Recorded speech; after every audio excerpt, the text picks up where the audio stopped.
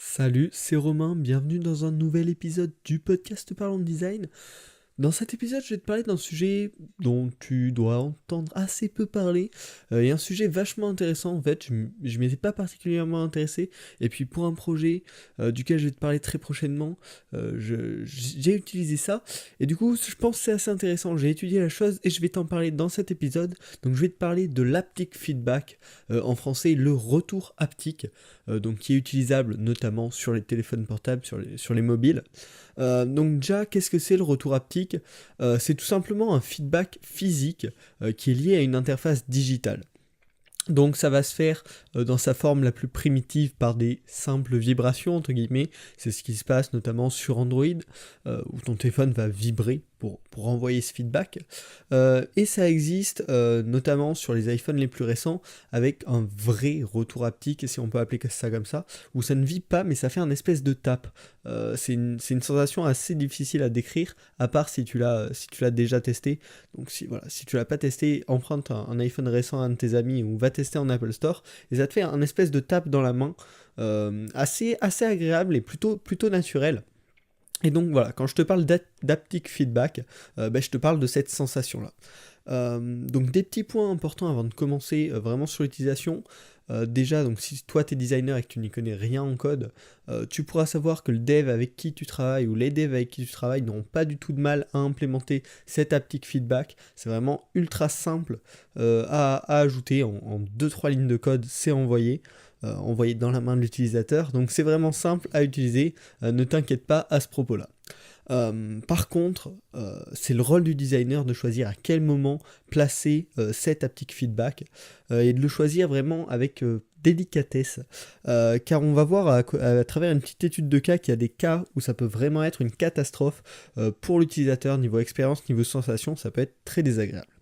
Donc on va commencer avec deux petits cas d'utilisation, un bon, un mauvais, qui me paraissent intéressants à étudier. Le bon cas d'utilisation, pour commencer avec du positif, c'est quand on va utiliser cet haptic feedback en tant que retour de fin d'un chargement, relativement long si possible.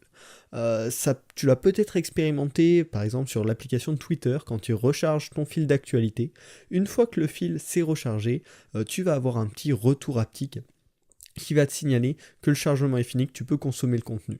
Ça peut être également utile quand tu envoies un fichier lourd et important.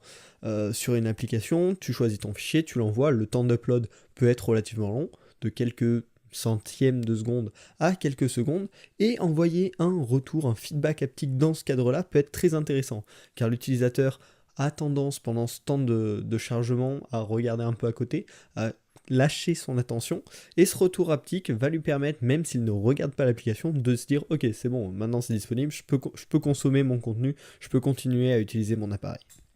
Par contre, un mauvais cas d'utilisation, ça va être celui que j'avais rencontré dans l'application Drops. C'est une application pour apprendre les langues, donc moi je l'utilise pour l'anglais. Je l'utilisais sur mon iPhone 6 depuis plusieurs mois, et quand je suis passé à l'iPhone 10R, donc à ce retour haptique, à chaque fois que je répondais bon à une question, autant dire environ toutes les 5-10 secondes sur ce genre d'application, j'avais un retour haptique qui me tapait dans la main à chaque bonne réponse. C'était juste très désagréable. Les 3-4 premières réponses, ça m'a fait rire. Quand j'utilisais ça quotidiennement pendant 5 minutes, je n'en pouvais vraiment plus.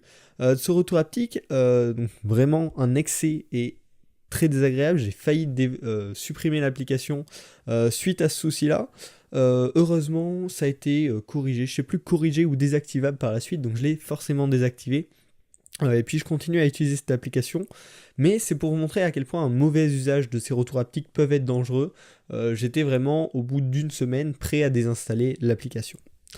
Donc maintenant je vais te donner une petite liste de bonnes pratiques et de règles à suivre dans l'utilisation des haptic feedback, du feedback haptique, dans tes applications, dans tes projets. Donc déjà la première bonne pratique c'est d'en faire une utilisation maîtrisée.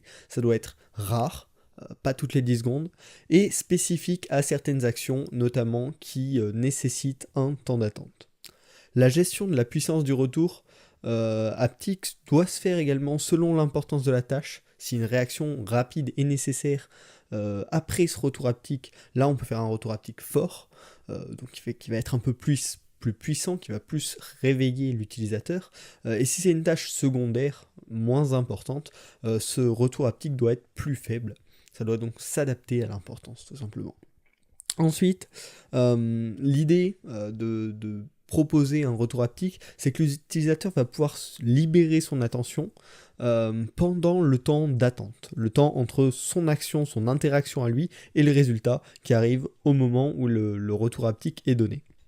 Donc rien que ça permet une amélioration globalement de l'expérience utilisateur. Mais finalement, j'ai fait pas mal de recherches, j'ai essayé de trouver d'autres cas intéressants, mais le seul cas où c'est réellement intéressant, en tout cas pour moi, d'utiliser un retour haptique, dites-moi en message privé sur Twitter ou en commentaire si vous êtes sur YouTube, si vous avez trouvé d'autres cas intéressants, mais c'est uniquement pour récupérer l'attention après un chargement relativement long.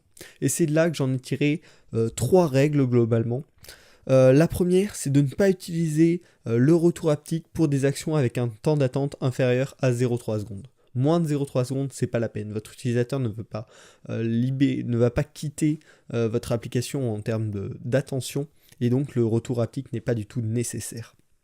Il doit être cependant utilisé de manière consistante pour une action précise. C'est-à-dire que si quand on recharge le fil d'actualité, il y a un retour haptique, il doit se faire dans tous les cas. Petit exemple, donc je vous parlais de cette règle des 0,3 secondes. Des fois, le temps de chargement peut prendre plus, et dans certains cas, il peut prendre moins. Dans ces cas-là, le retour haptique doit quand même être présent, car votre utilisateur sera habitué tout simplement à avoir ce retour une fois que son contenu est disponible. S'il ne l'a pas, pour le coup, il risque de perdre l'attention et de ne pas forcément revenir sur l'application, d'un peu oublier ce avec quoi il était en train d'interagir. Donc voilà, le retour haptique, c'est soit toujours ou jamais pour une action spécifique, mais pas parfois. Sinon, ce ne sera pas bon pour votre utilisateur. Enfin, la troisième règle, c'est de ne pas oublier les appareils qui n'ont pas cet haptic feedback, car si votre seul retour envers l'utilisateur c'est ce feedback-là, s'il n'y a pas de retour visuel ou sonore, votre utilisateur qui utilise un appareil où cette fonctionnalité n'est pas disponible n'aura pas ce retour, et ce sera donc un manque crucial, car toute action lancée par l'utilisateur doit avoir un retour pour qu'il sache que ça ait marché, qu'il y ait eu une action. J'espère que cet épisode t'aura intéressé. En soi, le retour haptique c'est vraiment intéressant dans ce que ça permet de faire. Ça permet de récupérer vraiment une attention sans émettre de son, sans que ce soit vraiment gênant pour l'utilisateur, mais il faut savoir l'utiliser réellement avec modération.